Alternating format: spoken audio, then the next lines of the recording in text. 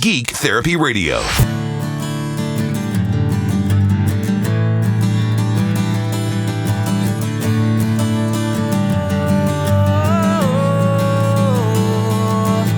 beautiful morning on the stars and bars and F-Series pickups and rusted out cars and the eating breakfast at the strip bar just to have a peek.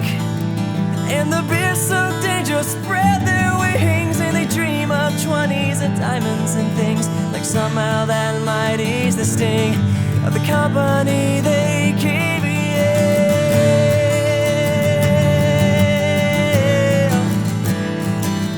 And the vets still talk about the dead offensive, and the freshman boys all look so pensive, cause living large is so expensive. Hope daddy fueled the jet. And we'll fly off to the Hard Rock Casino, and we'll put on our neatly pressed fine chinos, and we'll laugh at the guy in the El Camino, said the only car he could get. It's a beautiful life, it's just as advertised. It's all for one low price. Just read the fine print and you'll be content with your beautiful life.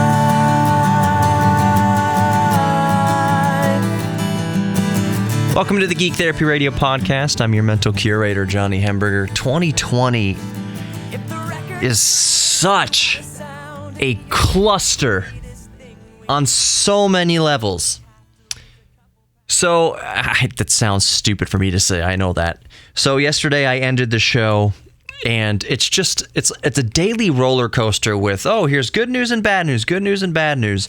Good news is, right when I stopped recording the podcast yesterday, we learned that we have an official launch date for Microsoft Flight Simulator 2020. It will be released on August 18th of this year, just a few days before my birthday. And believe you me, we are going to talk about that on this podcast today. Yesterday, for those who are paying attention, July 13th, 2020, was also Patrick Stewart's birthday. So, that's very fun. Patrick Stewart's birthday. Awesome. I love Star Trek, love TNG. Picard's my favorite captain. Wonderful. Happy birthday, Patrick Stewart, a.k.a. Jean-Luc Picard, and many other roles as well. So, kind of fun. Podcast done. Flight Simulator 2020, official release date. I am on top of the world. So ecstatic, so happy. And then, just within a couple hours, we learn, unfortunately and sadly, that Grant Imahara passed away of Mythbusters fame and Lucasfilm fame. He controlled R2-D2 in the Star Wars prequels. He was Grant, obviously, on Mythbusters, and I can only speak for myself. I hear of celebrities passing away, and while it's sad, I have no attachment to, who was the one who also died yesterday? Kelly Preston, I believe. I can't name any movie that she was in. It's just it's a celebrity that comes across the headlines who died. Elvis's grandson also died. And not to diminish those deaths at all, my heart always goes out and it is crushed for their families and for their fans. But I didn't have any sort of personal attachment to either of them, so I can only be mourned so much for a celebrity that I've had no contact with or no involvement with so much. I can only be sorry for their families, and it's tragic. But Grant Imahara, man, that is a huge blow. That's an actual crushed, broken heart. Whatever glee that I felt for Microsoft Flight Simulator 2020 getting its official launch date, I was only allowed to enjoy that feeling for about an hour or so a few hours before learning that Grant Imahara died. And by far the biggest takeaway from yesterday for me, as much as I love Flight Simulator 2020, actually I haven't played it yet, I can't say that. As much as I'm going to love Flight Simulator 2020, it's the takeaway of the day yesterday is Grant Imahara's death. I don't want to say I grew up watching Mythbusters, because when Mythbusters came along, I was already a teenager at very minimum, maybe in college, maybe 20 years old, 19, 20 years old. I forget exactly when, but I was kind of later on in life. But I've seen every episode of Mythbusters. I believe I've seen every episode of Mythbusters. Grant was always one of my favorite. Yes, the main two were fun to watch. Adam and Jamie were fun to watch, of course, but I liked it when they passed it on to Grant and Tori and Carrie. I loved watching those three work more than I liked watching, Jamie and Adam. And I loved all of them, but I always found it more fun to see what the three amigos were up to. Grant Imahara, an amazing engineer, always seemed super nice and down to earth. They all did. Carrie and Tori and Grant all seemed so down to earth. And by all accounts, Grant was just an amazingly thoughtful and wonderful and brilliant person. Super easygoing. Just a huge blow. And for those of you who don't know, I've heard some people say, I can't find how he died. In this day and age, everyone just assumes everyone's dying of coronavirus, and that's not necessarily the case. Grant Imahara died of a brain aneurysm, which in its own right is just freaky. Brain aneurysms to me have always been one of the freakiest ways, most puzzling ways to die. It's literally just throwing a switch and you're dead. Your brain bursts a big blood vessel and you're dead. I could be doing this podcast right now and just speaking and then just have my sentence ended and I'm just dead instantly from a brain aneurysm. And it's hard to detect that it's going to happen. You can be completely healthy. You can be in the absolute prime of your life, the picture of health. No negativity on your tests. Nothing comes back negative or, in a bad way. Just perfect cholesterol, perfect health, perfect BMI, no prior history to anything, no cancer, no nothing. Just you can be in perfect health, and then a brain aneurysm just turns you off, just turns off your life. You could be walking down the street and then just collapse on the sidewalk. Brain aneurysm. Be asleep and just brain aneurysm. Be brushing your teeth in the morning. Brain aneurysm. I don't mean to scare you, but it's one of those puzzling medical mysteries. I can't speak to what kind of progress we've made on predicting brain aneurysms. I'm sure there are pre-existing factors that doctors will tell you, hey, you're more at risk for a brain aneurysm. You have higher blood pressure, for instance, you're at risk for a brain aneurysm. But there's no way to say you would definitely have a brain aneurysm. You need to take these pills to definitely prevent a brain aneurysm, or there's some way to circumvent or completely prohibit a brain aneurysm. You just don't know. You just don't know. And that's what happened to Grant Imahara. Just here talking, doing his thing, and then just dead. That's so crazy. And it's a huge blow to Greek. I always say that. It's a huge blow to geek culture.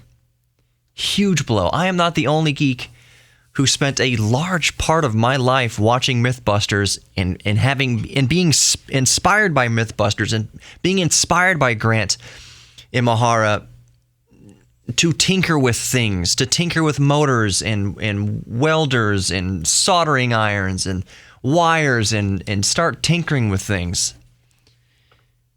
He will be hugely missed. Rest in peace, Grant Imahara. Oh, man, it sucks so bad. Grant Imahara was 49 years old. Way too long. Way too young. And he always looked so much younger. Grant Imahara, he looked like he was in his 30s. It looks like he got to the age of 31 and then just his aging process just stopped at 31. He was so young, 49. He still had decades ahead of him to tinker and usher us into the future. And you have no idea that anything like this is coming. There's some actors who health is on such a decline, and you're kind of expecting this to happen sometime or later. It's not that huge of a shock, but Grant Imahara? So there's one point I want to make before I get off the subject of Grant Imahara. And it's, in a way, it's a hopeful message.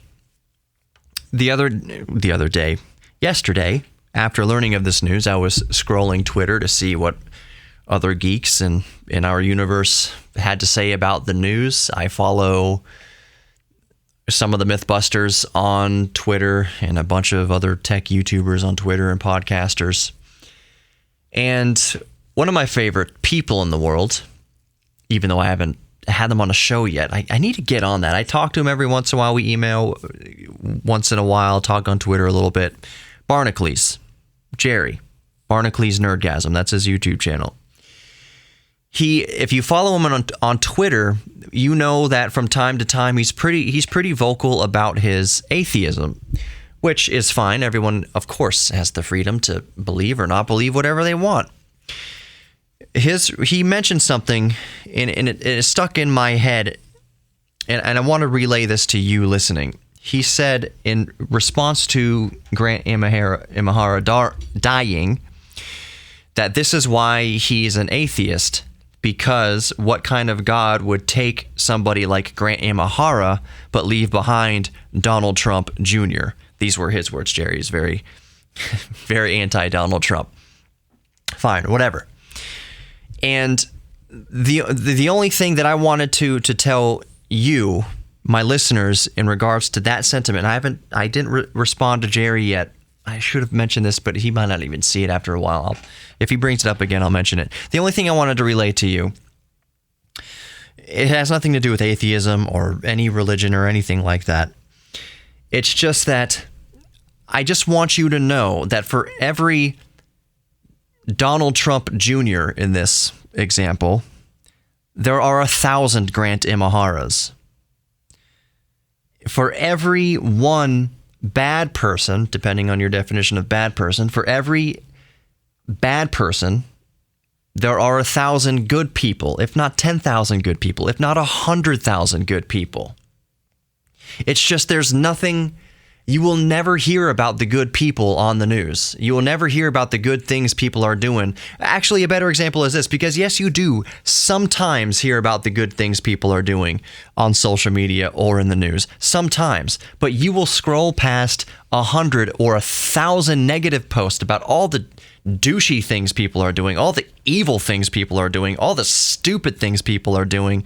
And then once in a while, as you scroll, once in a while on the news, you'll hear a story about somebody doing something good. You'll hear a story about a good person, but you're going to have to rifle through 1,000 terrible stories of terrible people before you ever see that one token good story. It's because good people don't get clicks. It's not newsworthy. It's not watchable. It's not sexy. Good people fly under the radar, and evil people, as the saying goes, the squeaky wheels get the grease. The squeaky wheel gets the grease. Let's say you're pushing a shopping cart or a buggy, wherever you are in the world, whatever you want to call it. Shopping carriage, I have no idea what you call it around the rest of the world. But you have the 4 wheels, and 3 of the wheels are perfect and smooth, and then you have that one wheel that's just wobbly, driving you crazy. The squeaky wheel gets the grease. It's that one. You don't care about the 3 other good wheels. All you're focused on is that bad wheel spinning around. So when Jerry said, Barnacles said, this is why he's an atheist, because what kind of God would take a Grant Imahara and leave behind a Donald Trump Jr.? There are 1,000 Grant Imaharas for every one Donald Trump Jr. If you think Donald Trump Jr. is evil, he may not be. I don't know. I think that's more of a political thing. But the fact remains, we tend to focus on that negativity. All it is just negativity. Well, it's because the good stuff goes under the radar, and the good people go under the radar. People doing good every single day doesn't make the news, and it doesn't make your Facebook feed or your Twitter feed. So just remember that. Remember that good in this world outweighs the bad, even though it is never presented to you that way. It is never presented to you. It's always presented to you that the world is mostly bad, that it's mostly evil people in the world. All what's really happening is cameras and articles are focusing on the bad people. It's kind of like you have a stadium full of 100,000 people at a soccer match. The cameras are going to go towards the section of the stadium where people are punching each other out and ripping up the stadium, and soccer hooligans, as you would call them, getting drunk and rowdy. You have 99,950 people that are just acting like rational, good human beings. But all the cameras are going to focus on are those 50 people in that one section tearing things apart and throwing haymakers at each other. So all you're going to see on the news are those 50 people being terrible. You're not going to hear one damned word about the other 99,950. All you're going to hear about on the news is the evil people. And then once in a freaking while, you'll hear a story about a good person. That's very misleading, and it makes us think, and it makes some of us believe that the world is mostly filled with mostly evil people. You'll hear it manifest in people by them saying, "I'm losing faith," or "I have lost faith in humanity," which is a terrible, terrible tragedy, and it is based in no truth whatsoever. Humanity at large is good. It's just you and me interacting with people. It's good people going about their days. That's the bulk of humanity. That's 99.9% of humanity is just good, or at the very least, decent people going throughout their day. 6.9 billion people or whatever going through the normal day. And then you have the 0.1 billion or 0.1 million people, a few 100,000 people around the world, probably a few million. But in terms of billions, you get what I'm saying. It's a very small part of humanity that is doing all the terrible things to otherwise good people. And it makes it feel overwhelming. But the numbers are exactly the opposite. Good people massively outweigh evil people. So at the end of the day, what kind of God would take a Grant Imahara and leave behind a Donald Trump Jr.? It speaks to psychology. And I'm not, this is not in any way coming down on Jerry. I'm just using him as an example. I love Jerry.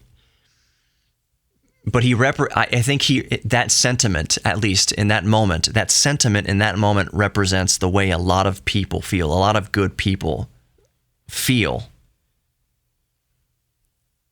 But I'm telling you right now that the world is made up of mostly good people that are not newsworthy. The squeaky wheels get the grease. The other three wheels, the rest of us, the bulk of the population, we are good, or at the very least decent, just doing our best. But you're always going to have a very small segment of the population in the world doing evil things. More good people die every day of natural causes than evil people, just because there are more good people in this world. I hate the sentiment. I hate the sentiment of losing faith in humanity. You're throwing, I'm using a lot of metaphors here. It's throwing the baby out with the bathwater. To me, you don't like Donald Trump or Vladimir Putin or whoever, and you think that they represent all of humanity. No, they don't. They don't represent a fraction of humanity. They represent such a low percentage of humanity. Most of humanity is good. Most of humanity is good. I have not lost faith in humanity because I know for a fact that most people are good. It just seems like we're overrun with the evil people. It just seems that evil people have all the power. It's not true. We don't realize how much power we have as good people. I think I'll get off that subject. Just I know the world is dark and gloomy, and you hear news of Grant Imahara dying and things like that, but that's not indicative of the picture on the whole. I like to use this analogy when I'm going through tough times, or when I perceive the world to be going through tough times, and I know the world's going through tough times. It's like driving through a very dense fog where you can't see 10 feet ahead of your car. You see the road going into the fog, and then it's just a blanket of nothingness. You can't see beyond that, and it's scary. And a lot of people think that there's nothing beyond that fog. There's no more road behind that fog. And they stop in their tracks on the road, and then they cause a pileup. Boom, boom, boom. Cars rear-ending each other, causing a massive pileup and loss of life because people stop in their tracks when things get tough, or they give up on humanity when they see that the world is going through a tough patch. We're in this fog, we're driving along in this fog, and yes, we have to slow down a little bit and be cautious, but the worst thing in the world to do is just to stop or to give up. It's a chain reaction of destruction when that happens. First, we destroy ourselves. We get rear-ended by a car. That car is affected by the rear-ending. That car gets rear-ended. That car gets rear-ended, and a domino effect. Whereas if we can just trust that the road is still there beyond the fog, that all it takes right now is being cautious, but keep moving forward, and soon enough that fog will clear. It always clears. Some fog lasts longer than others. Some fog is deeper than others. But there's always more road on the other side of that fog. There's always, the path continues. The path doesn't stop. It's an illusion that the path stops. It doesn't stop. So let's keep moving forward a little bit. The worst thing, I say keep moving forward, keep inching forward, keep moving, because obviously the alternative is stopping and causing a pileup. And I say to go slow because times can be very difficult. It does hurt. It does hurt to keep moving. It does. It hurts to crawl. Sometimes we feel like the best we're doing right now is just crawling through this. But crawling is better than stopping, so keep crawling. It's hard sometimes. It's hard a lot of times. It seems it's hard a lot of times now, and there are people right now going through true tragedy, going through true heartache and turmoil. Absolutely, people losing their jobs, people losing family members. It's tough right now, and it's hard to see. We haven't dealt with, I'm speaking specifically about the pandemic right now and the global situation. We haven't dealt with anything like this for 100 years. I mentioned in previous podcasts, there's nobody alive today who remembers the Spanish flu. We haven't dealt with something on this type of global scale in a while. There have been isolated pockets, yes. Ebola and other diseases and war and famine and civil war. Abso-freaking-lutely. But right now we're being affected by something that affects the entire global community. We don't know. It's as foggy as ever. 2020 sucks. 2020 absolutely sucks on the whole. Personally, I have a lot to look forward to because my wife is carrying our first son. So the silver lining to the cloud is that my child will be born during this pandemic. Let's just be real here, in November. I don't think anything, it might get better by November. Things might get better by November. Coronavirus ain't going anywhere by November. I hope it does. Hope miraculously it does.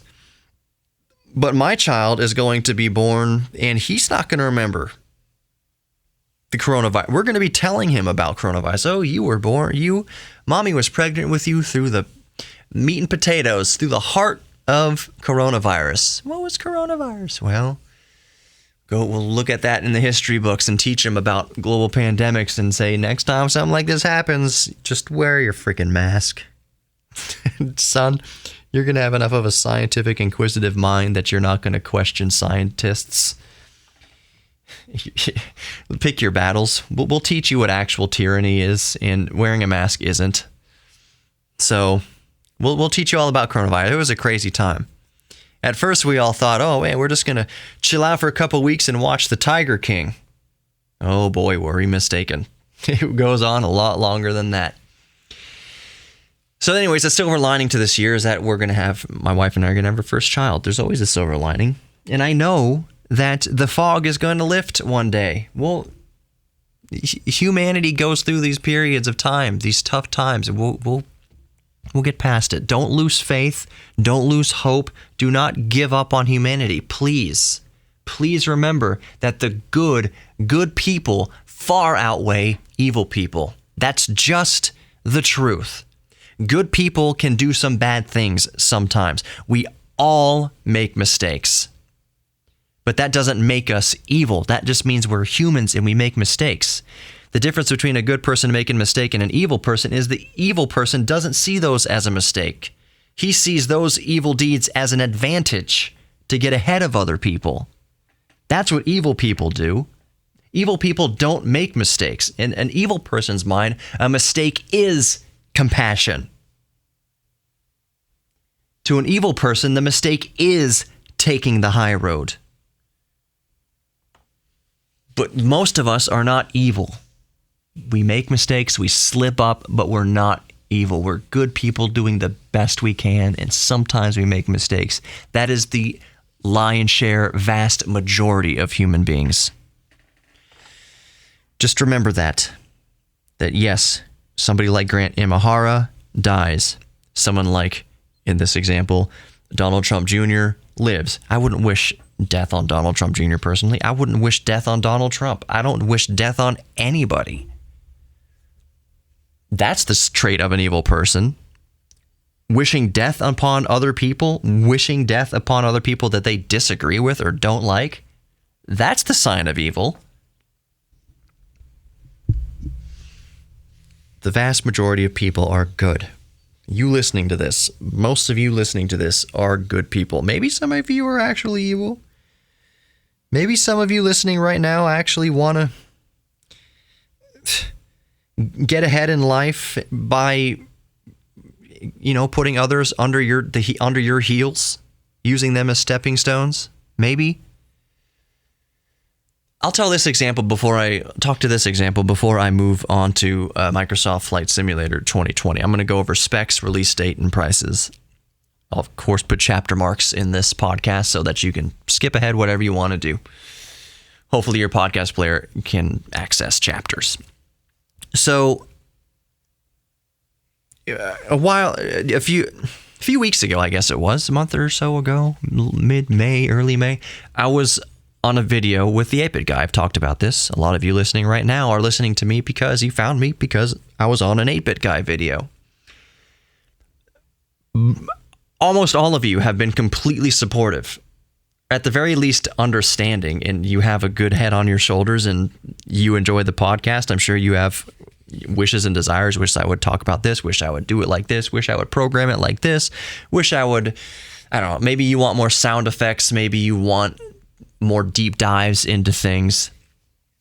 Whatever. We all have our critiques about podcasts and any sort of media outlet, any sort of content creator. You can't do this. You can't do a podcast. You can't run a YouTube channel. You can't create anything. Art, music, you can't create anything without the peanut gallery having their own, I wish you would have done this. I wish you would have done this.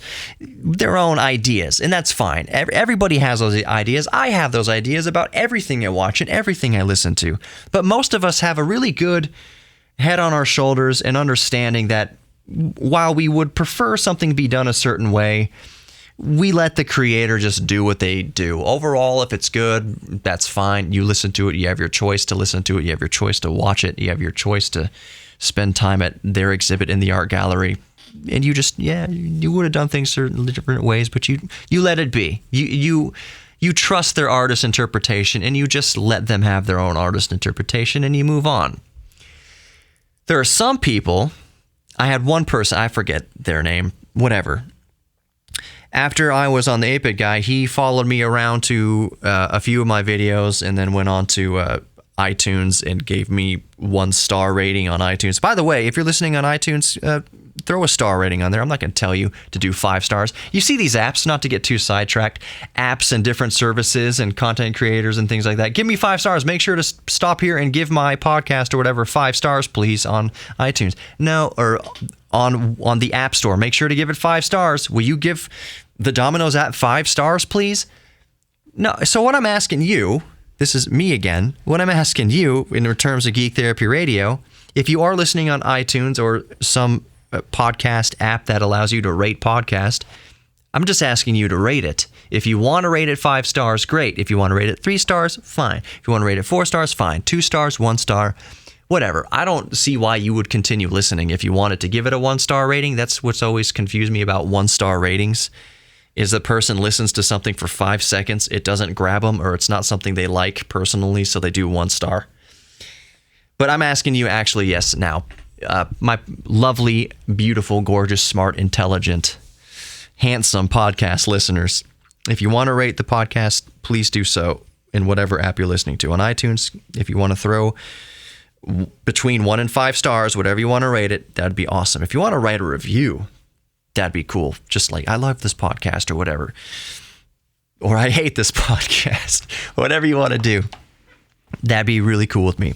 So anyways, back to this guy who was following me around. He went on a few of my YouTube videos and was saying really negative, nasty. What did he say?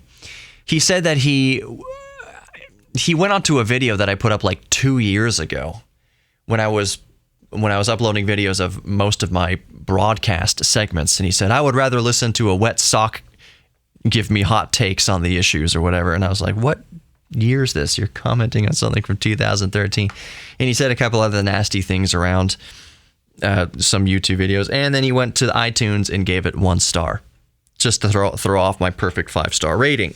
Granted, I don't have a ton of ratings, but anyways, it was perfect until he turned it into, what is it now? He threw one 1-star rating in there, and now it threw me down like 3.5 stars or 4 stars or 4.5 stars or something like that. Whatever. That person, all I'm getting at here is I don't think that person was evil. I think that person was a bully.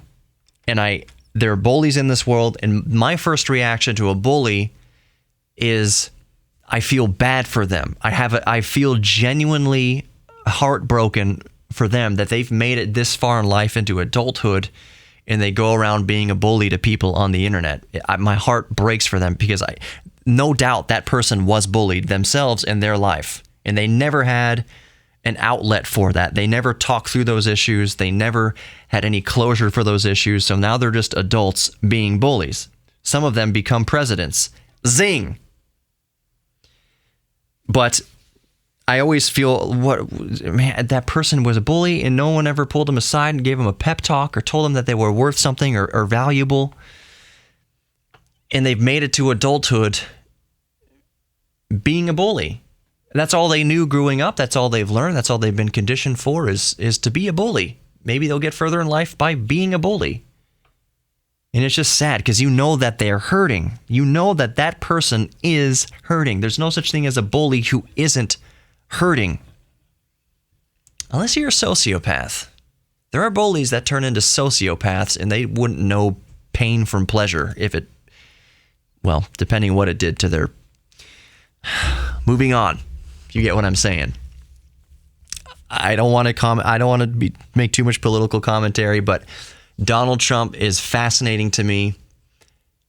He demonstrates so many sociopathic tendencies, and I'm not calling Donald Trump inherently evil. Don't think that I'm saying that. But just as a philosophical or a psychological case study, he is a psychologist's dream. You could write entire theses based on Donald Trump's sociopathia. I don't know what you call it. He's a sociopath. And I cannot ever picture Donald Trump crying or being sad. I can't picture it. I don't think that emotion would enter his brain. I picture a tear falling down Donald Trump's face and then him immediately calling 911 that he's leaking hydraulic fluid or something. I just can't picture Donald Trump actually feeling grief or sadness and knowing how to relate to other people's grief or sadness. I just can't picture it. I can picture George W. Bush crying in a heartbeat. Absolutely, I picture George W. Bush having real emotions. You can think whatever you want about George W. Bush, Republicans, I don't care, whatever. But I miss seeing somebody in that office that could feel sadness and process sadness and feel hurt. I cannot picture Donald Trump feeling hurt. He's a sociopath. And that doesn't mean that he's necessarily evil.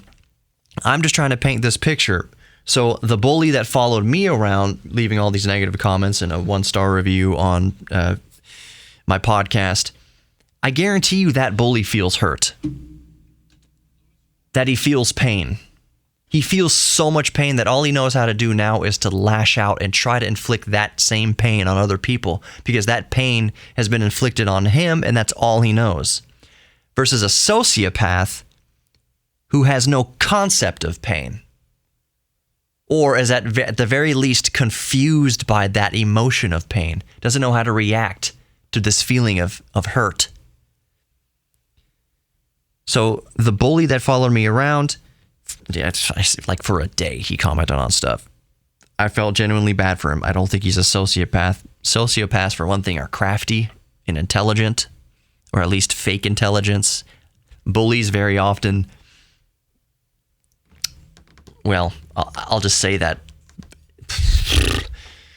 their education or their intelligence leaves a lot to question sometimes, and maybe it's, and I don't blame them. This person who followed me around bullying me for a day wasn't the best speller, had to use a lot of context clues to get what he was trying to convey to me. It was just a purely lashing out, and I don't blame him for that because if you're getting bullied constantly in school, it's kind of hard to study. So he goes through his life, I'm just speculating, reacting emotionally to everything, and it's always out of a negative emotion. The point is that he still feels emotion. He feels hurt. Sociopaths don't know how to process the hurt. So I don't know if I feel bad for sociopaths. I think a lot of them condition themselves into it. I think, I don't know, I'm only speculating on myself, but anyways, it's just those kind of difference between evil people, sociopaths, bullies, people who have been bullied, turning into bullies. Just talking. So I'll move on now. Where are we at? Making a mental note, about 36 minutes into here or so, depending on the bump music and whatever ads they put. Let's talk about Microsoft Flight Simulator 2020. First, the nitty gritty.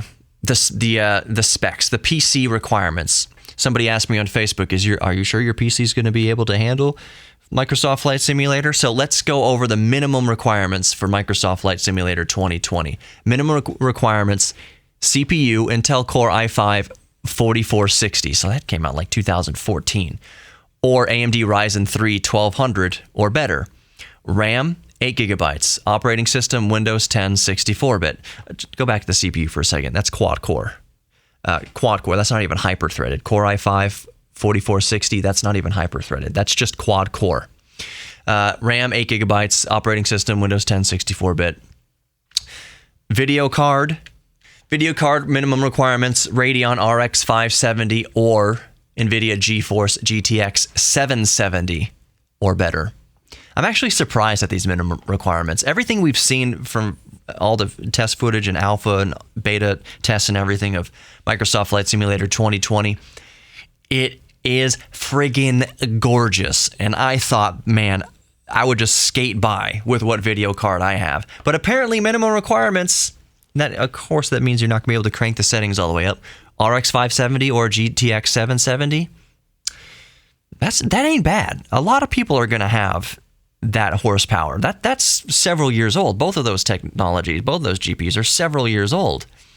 Pixel Shader 5.0, Vertex Shader 5.0, free disk space. Free disk space. Minimum requirements, 150 gigabytes. Free disk space, 150 gigabytes. That's huge. I remember downloading Final Fantasy 13 in 2000. When was it?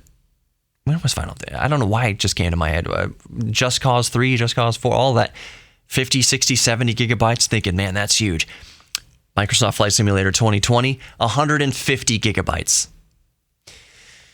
Dedicated VRAM, 2 gigabytes, or 2048 megabytes. So here's the recommended settings for Microsoft Flight Simulator 2020.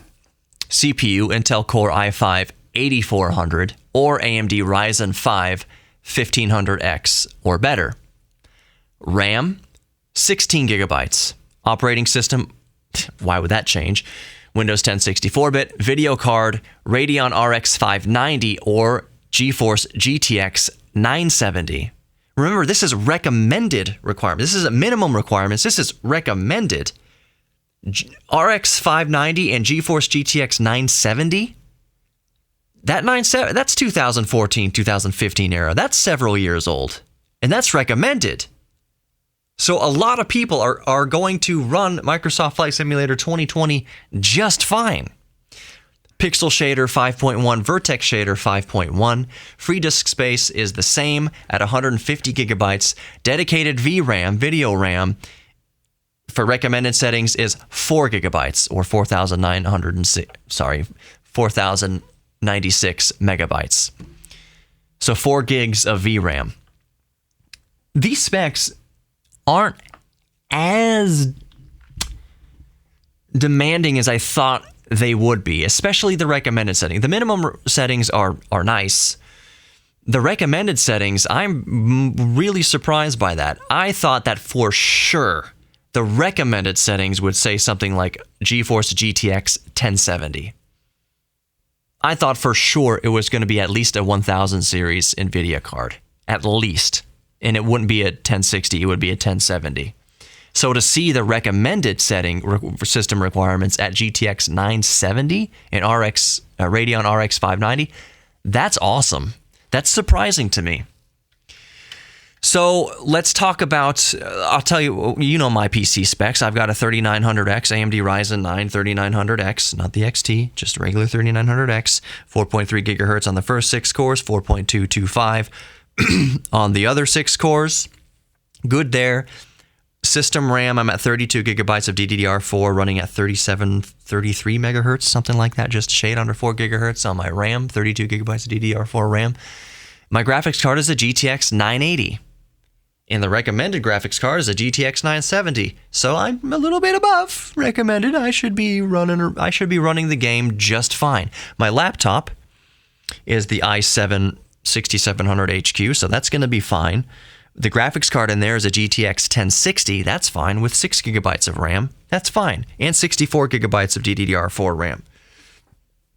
Should be running Flight Simulator 2020 fine on both of my workstation PCs. So the release date I already told you, August 18th, 2020. We have a final release date, official release date, August 18th, 2020. Let's go over prices. So there's the standard edition, the deluxe edition, and the premium deluxe edition, and they're priced in 3 different tiers. The standard edition is $59.99. Okay, it's $60. It comes with 20 planes and 30 airports.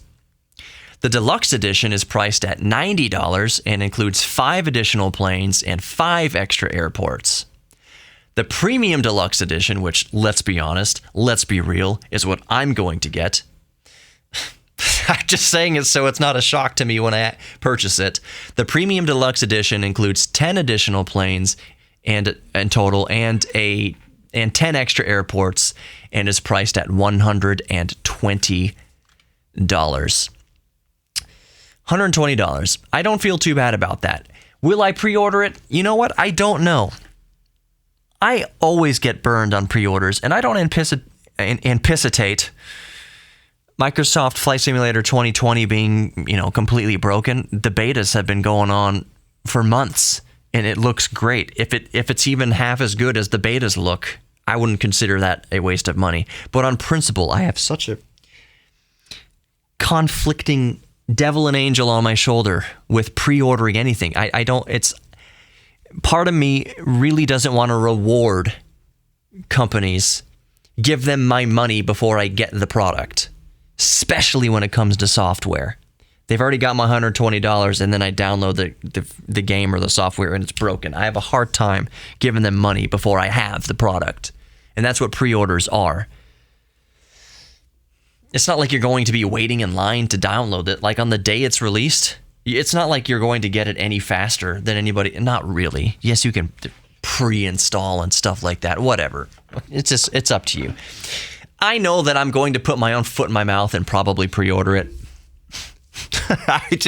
I've been waiting for Microsoft Flight Simulator 2020 for so long, and I've been so excited about it for so long. I might just be the biggest hypocrite in the freaking world and pre-order it. Anyways, let's go over the airport and aircraft list. What you get with standard. I'm only going to do standard and premium here. Actually, I'll do standard, deluxe, and premium. I'll just say what each of them adds. So let's go over the airport list. Man, it's a podcast. I can do it. Here's the airport list in the standard version. I got to get close to my screen here. What the heck? All right. Aspen Pitkin County Airport.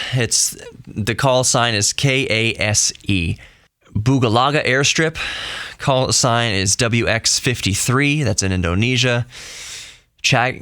Chagual Airport in Peru, SPGL, Courchevel Altiport, France, LFLJ, Donegal Airport, Ireland, EIDL, Entebbe International Airport, Uganda. I am so sorry if I'm mispronouncing any of these. Please understand. HUEN, Cristiano Ronaldo Madeira International Airport, Portugal. I wonder who that's named after. LPMA, Gibraltar International Airport, Gibraltar, UK, LXGB, Innsbruck Airport, Austria, LOWI, Los Angeles International Airport, United States, KLAX, Tanzing Hillary Airport, Nepal, VNLK, Nanwalek Airport, United States, KEB, John F. Kennedy International Airports, USA, KJFK, Orlando International Airport, KMCO, Paris Charles de Gaulle Airport, LFPG, Paro International, sorry, you can skip forward through all this. Just skip ahead 30 seconds if you don't care. Like, keep skipping ahead 30 seconds or 10 seconds, whatever. Paro International Airport, Bhutan. VQPR, Queenstown Airport, New Zealand, NZQN. Mariscal Sucre International Airport, Ecuador. I butchered that. SEQM. Rio de Janeiro, Antonio Carlos Jobim Galileo International Airport, Brazil. I'm sorry, Anderson. I completely butchered that. SBGL. Wancho Uresquin Airport, Dutch Saba. TNCS. Gustav III Airport, France, St. Barthélemy. TFFJ, Seattle Tacoma. That's the airport that it starts you off in Flight Simulator right now. Seattle Tacoma International Airport, KSEA. Sedona Airport, USA, KSEZ. Serena Aerodrome, Costa Rica, MRSN. Stewart Airport, Canada. CZST, Sydney Airport, Australia. YSSY. Telluride Regional Airport, USA, KTEX. Haneda Airport, Japan. RJTT. Toncontin International Airport, Honduras. MHTG. Billy Bishop Toronto City Airport, Canada. That's all in the standard version. Moving over to the deluxe version, the middle tier, it adds these airports: Amsterdam Airport, Schiphol, Netherlands. EHAM, sorry, I've flown into there so many times. Cairo International Airport, Egypt, HECA. Cape Town International Airport, South Africa, FACT. O'Hare International Airport, USA, KORD. Adolfo Suarez, Madrid. Barajas Airport, Spain, LEMD. And that's what the deluxe version adds. Now let's go to what the premium version adds as far as airports. Denver International Airport, USA, KDEN. Dubai International Airport, United Arab Emirates, OMDB. Frankfurt Airport, EDDF. Heathrow Airport, EGLL. And finally, as far as initial first release, San Francisco International Airport, USA, KSFO, for a total in the premium edition of 40 airports. So the standard edition, you get 30 airports. Premium deluxe edition, you get 35. Premium edition, you get all 40. And I guarantee you they're going to be continuously adding airports. But now to the really, really fun part. Here are the aircraft that you get in the standard edition. The list is going to be shorter than airports. Aircraft, A320neo by Airbus, manufacturer Airbus. Pitts Special S2S by Aviat. 747-8 Intercontinental, which is the Boeing company, obviously. X-Cub from Cub Crafters. TBM 930 from Daher. DA62 by Diamond Aircraft. DA40NG, Diamond Aircraft. Extra 330LT by Extra. They always have to have an extra airplane in there. Flight Design CTSL by Flight Design. Icon A5 by Icon Aircraft. VL-3 JMB Aircraft SRO. Cap 10 by Robin Aircraft SAS. DR400-100 Cadet. Robin Aircraft SAS. Beechcraft Bonanza. G36. Textron Aviation. Beechcraft King Air 350i. Textron Aviation. Cessna 152, Textron Aviation. Cessna 172 Skyhawk with the G1000, Textron Aviation Incorporated. Cessna 208B Grand Caravan EX, Textron Aviation Incorporated. Cessna Citation, cool, awesome. Cessna Citation CJ4, Textron Aviation Incorporated. And the final one on the standard edition is the Savage Cub by Zealand Aviation. Deluxe Edition adds these 5 aircraft. DA-40 Ti, Diamond Aircraft DV-20, Diamond Aircraft, Beechcraft Baron G-58, Textron Aviation, Cessna 152 Aerobat, awesome, and the Cessna 172 Skyhawk. Now, the Premium Edition adds 5 more. That is, oh, so sweet. The 787-10 Dreamliner, awesome, by Boeing. SR-22 by Cirrus Aircraft. The Virus SW-121 by Pipistrel. Cessna Citation Longitude, Textron Aviation Incorporated. And finally, Shock Ultra by Zealand Aviation for a total of 30 planes with the Deluxe Edition, 25 with the Premium Edition. Sorry about that. Let's start that over. 20 with the Standard Edition, 25 airplanes with the Deluxe Edition, and 30 with the Premium Edition. Holy moly. And you know that they're going to offer more aircraft as time goes on. Nice. I am super stoked about that. Holy, what else? Is anybody else excited for Microsoft Flight Simulator 2020? I am just jonesing about it. Should I talk about the Ford Bronco today? Nah. Ford Bronco. I'm just looking at it here. I apologize. Whatever. Whatever. I'm not anti-Ford Bronco at all. I think it's neat. Maybe I'll talk about it. I'll talk about it later. Nintendo. I did want to talk about a Nintendo Lego set. It's a $229 mechanical NES and TV set, according to Ars Technica here. $229. My thoughts on it: awesome, really cool, very, very cool. That's all I gotta say about that. It's Nintendo and Lego. What could go wrong? That's amazing. What was the other thing? Grant Imahara, man, gosh, bummer. Oh, the one thing I wanted to bring up. Someone brought this to my attention. I'll talk about it just real quick. A sealed copy of Super Mario Brothers for the NES sold at auction for a world record $114,000. So the only point I wanted to make about this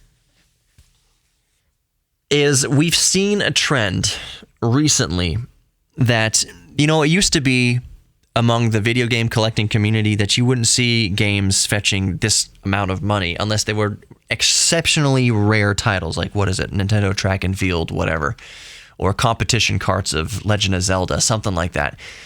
A truly actual, one of a kind, two in known circulation, for example, type of games would fetch this six-figure type of money or near six-figure type of money.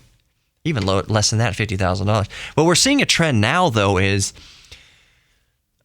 at auction, people are going with their hearts more. Nostalgia is playing a much bigger role nowadays in modern auctions. And the same exact thing can be said for cars. Vintage cars. Holy crap. Not too long ago, you could have bought a Volkswagen Beetle, like a 1974 Volkswagen Beetle, for like $900 and drive it away. In the past 5 to 10 years, they have skyrocketed. You would be lucky to find a VW Bug for under $5,000. It's crazy. It is absolutely crazy what's happening to the value of vintage automobiles. And the same thing is happening with video games now.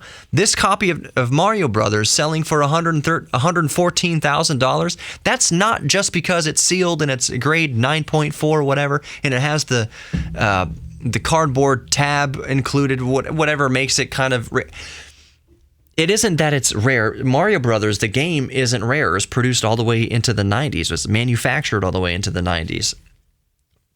Bidders are beginning to bid more with their hearts now and with their nostalgia now. It isn't that this is the most rare cartridge sealed box of Mario Brothers. It's that it's Mario Brothers and it's an early edition, and it's just really connecting on an emotional level now with bidders. Bidders who tend to be who grew up with these video games. Obviously, they've got their money now. They've made their money now. Picture Elon Musk. Elon Musk grew up with our generation. Now he's a multi-friggin' billionaire, and he can buy whatever he wants, do whatever he wants, and he's doing whatever he's doing just not by the seat of his pants. That's stupid. But with his heart. He's investing in things with his heart. So picture these bidders kind of like an Elon Musk. They've got a lot of money, and they're bidding on things because it brings back nostalgia and good feelings of the 80s and 90s when they grew up. And a big part of their bidding decision is coming from that, from emotion. Not just that it's super rare and valuable on its own right, but they're bidding now out of emotion. Just like people are bidding the vintage car market, the classic car market has just exploded. Not because these cars are necessarily rare. God knows Volkswagen Beetles are not rare, but they're fetching premium prices right now because of nostalgia and because of warmth and because of simpler years gone by. It's this nostalgia effect that's driving the prices of vintage video games higher. And I'm not just talking about a $114,000 copy of Mario Brothers here, that if you went onto eBay and you were looking at NES games, I remember not that long ago, well, maybe it was a little while ago, when you could pick up games for 35 cents, 25 cents at GameStop or any sort of vintage game seller that sells used video games. You used to be able to pick up Super Nintendo cartridges and Nintendo cartridges for $1, for less than that. You can't do that anymore. Go on eBay and try to look up a copy of Mario Brothers. I'm going to do that right now on the podcast, just because I'm curious. I'm going onto eBay right now, and I'm just going to type in the ubiquitous Super Mario Brothers NES and just see what it comes up. I know it's not going to be exorbitantly expensive, but it's going to be way more than 50 cents that it was not too long ago. I promise you. Super Mario NES. Let's see what comes up here. I'm just going to read off some of the prices here. Let's see, $35 for a lot of 3. So Super Mario Brothers 1, 2, and 3 for $36. Okay. I want to see another Super Mario Brothers 1, 2, and 3, $47 by now. Super Mario Brothers 3, $24. Super Mario Brothers 2, $50. Here's a Super Mario Brothers NES hang tab. It's not in box, or it's not perfectly sealed. $105. Super Mario Brothers 3, $50. Super Mario Bros. Duck Hunt. Oh, ooh, okay. I stand corrected a little bit. Super Mario Brothers Duck Hunt. I guarantee you most people have an NES still have a Super Mario Brothers Duck Hunt cartridge, which it would explain the price here. It's $3. Buy it now on eBay. You know, I'm going to click on that and see if the seller is being disingenuous and they're just charging a lot of shipping. Nope, shipping's $5. If there's a ubiquitous NES cartridge, it's definitely Mario Brothers and Duck Hunt. Super Mario Brothers Duck Hunt. Let's see here, scrolling. Oh, what's happening to my mouse? Okay, Super Mario Kart for Super Nintendo, $25. And that's not buy it now. People are still bidding on it. Neat. So all I'm getting at here is the games are no longer 50 cents. Those of you who are my age kind of remember shuffling around through the used video game bin at GameStop or wherever and finding just games for cheap. I collected quite a few NES games several years back because they were just that dirt cheap. I thought, you know what, these games aren't going to be around forever. I'm just going to scoop up a whole handful and then walk out with an armload of NES games for $20. I don't anticipate that ever happening again in our lifetime. If you have any sort of inclination to collect vintage video games, do it right now because it's not going to get any better. It's not going to get any cheaper. Game Boy games you can still find at a decent value. You can still pick up Game Boy cartridges for $5. You ain't going to pick up Pokemon Blue or Pokemon Red or anything like that for $5. They'll be a little bit more. I don't know, not that much more expensive. How much is Pokemon Blue? You know what? Pokemon Blue. Let's look at it and let's hope that it's a genuine a genuine manufactured cartridge. Pokemon Blue. It should be one of the first things that comes up here. Pokemon Blue. Let's see what comes up here on eBay for Pokemon Blue. I have a Pokemon Blue cartridge. Yeah, $15. That's about what I expect. Oh, wait. Pokemon Blue game cartridge new. Okay, so this doesn't look...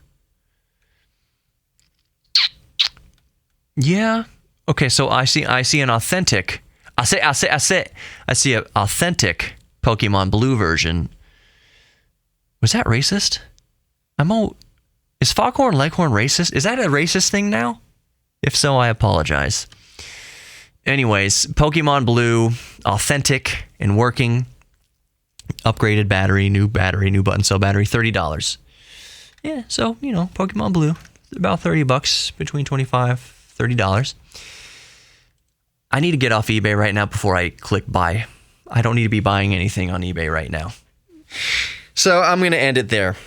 Microsoft Flight Simulator comes out August 18th, 2020. System requirements aren't that, all things considered. It's less than I thought it would be, and 3 pricing tiers, $60, $80, and $120. Will I pre-order?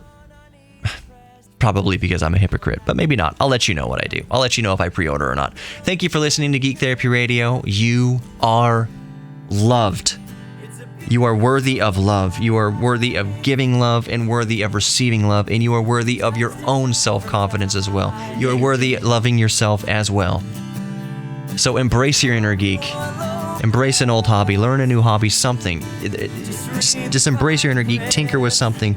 You'll be surprised with how much you know and how much value you can add to the world. So just thank you for listening.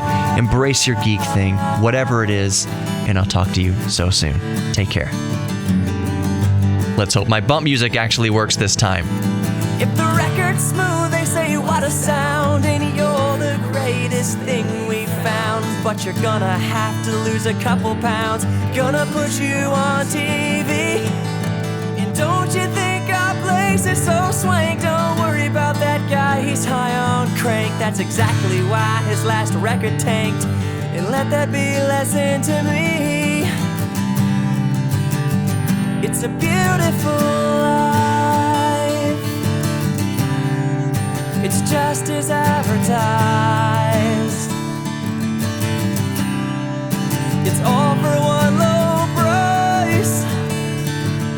Just read the fine print, and you'll be content with your beautiful life.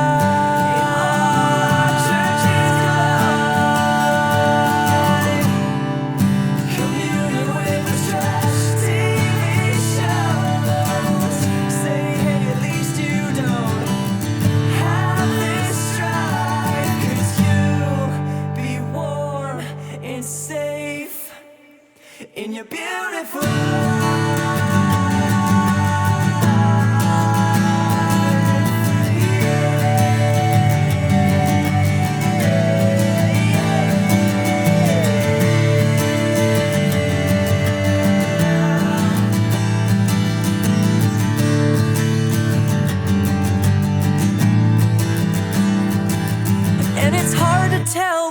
true compassion when it's dressed up in hair and nails and fashion, and the tabloids all rush to cash in on what we should believe. And I hope I'll never see the day when there's nothing on the planet left to save, and oxygen is a designer's crusade as we all fight to breathe. It's a beautiful life.